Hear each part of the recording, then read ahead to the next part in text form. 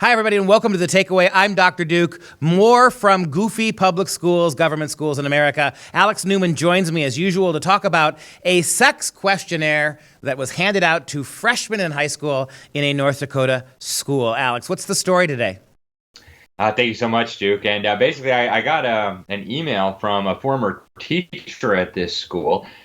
Turns out that in a high school science class, a freshman science class, quote unquote, the kids all received a questionnaire asking them all about what they think of sex as being for, how they view it, how they would react to their neighbors having noisy sex, things like, how they feel at Christmas time, things about how they would feel if one of their friends was being unfaithful to their wife or to their husband. How would you react? Would you tell them? Would you laugh? It's just completely inappropriate things for children to be considering, completely ridiculous and biased answers, and just another illustration of how nutty these schools have become. And keep in mind, this is in a tiny little conservative rural community in North Dakota. You hear parents all the time, oh, that's not happening in my school. If it's happening in a tiny little rural town of less than 1,000 people in North Dakota, you can be sure it's happening in your town too.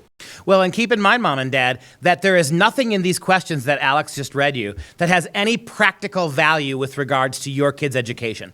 These aren't even necessarily questions about biology. These are asking your kids at very young ages to imagine themselves in highly sexualized situations and to give answers to how it would make them feel. This is pure social, emotional, educational nonsense. They are trying to condition your kids to not object to loud sexual noises coming from a neighbor's apartment, to mainstream and incline them to be much more understanding, sensitive, tolerant, and ultimately desirous of the kind of sex that's being framed for them in these assignments. What other practical purpose would this serve? That's right. It's purely an effort to manipulate and indoctrinate these children. And if you look at the answers to, any Christian or Jew or Muslim or anybody ought to be outraged by this. So, they ask them, for you, sex is, and it's either, giving pleasure, getting pleasure, what about an institution with an act within a loving marriage to create more children and to strengthen marital bonds? None of that is listed among the multiple choice options. The same is true throughout the rest of the questions. And the ostensible purpose of this survey is to decide whether children are independent enough, whether they're too independent, or whether they're not independent enough.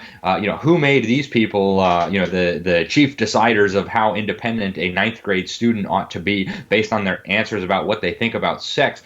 It beats me. It's totally crazy, totally unreasonable. And actually, in talking to the mom, the former teacher at this school who sent me this information, she said this is just the tip of the iceberg at this school. She sent me, pictures of some of the ways the kids are dressed, just outrageous. Some of the crazy stuff they're doing there. She calls the school a sex fest, and she says that this is just the tip of the iceberg of the lunacy and criminality taking place at this institution. Well, what's criminal is they pretend this is an exercise in independence. You can ask kids, how would you feel if your mother left you alone for 8 hours and you didn't know where she was?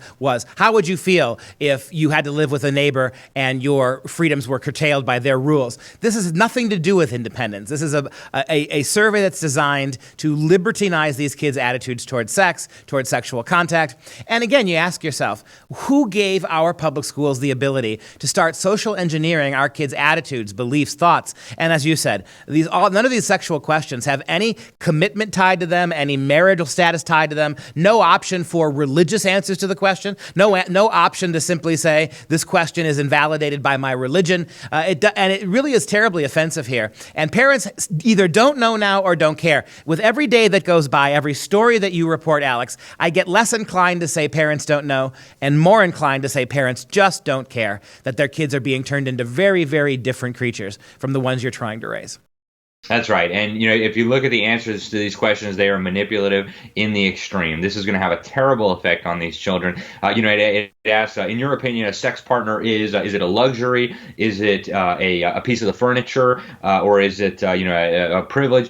There's no answer for, that is somebody who, in a marriage, under God, we're bound together forever. None of that. So they're completely misleading the children about what is the purpose of sex. Why did God create sex? They're not even giving it as an option for them to reject. They just act like it doesn't exist. What do you think the effects of this are going to be when the children go out into the world? They're going to have a completely perverted view and understanding of sexual activity. They'll go out, they'll be promiscuous, they'll get STDs, they'll harm their family, they'll harm their future spouses, they'll sin against God.